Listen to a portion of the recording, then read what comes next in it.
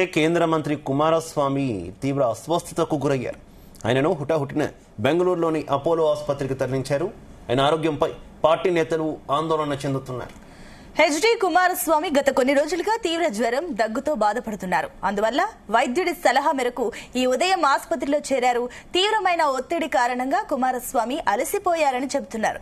ప్రస్తుతం వైద్యులు ఆరోగ్యం నిలకడగా ఉందని, 2 రోజులు విశ్రాంతి తీసుకోవాలని సూచించారు.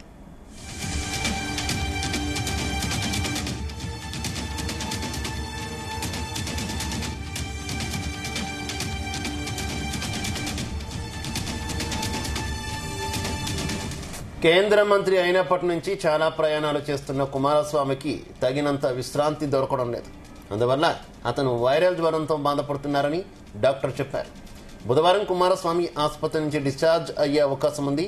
ప్రస్తుతం ఈ వారం అన్ని కార్యక్రమాలు రద్దు చేసుకున్నారు.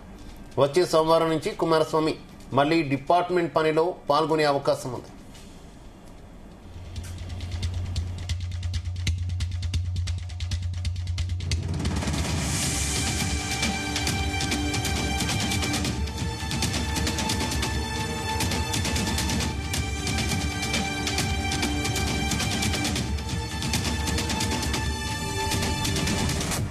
గతేడాది కూడా ఓ సమావేశంలో మాట్లాడుతుండగా ఆయన ముక్కు నుంచి రక్తం కారడం కలకలం రేపింది.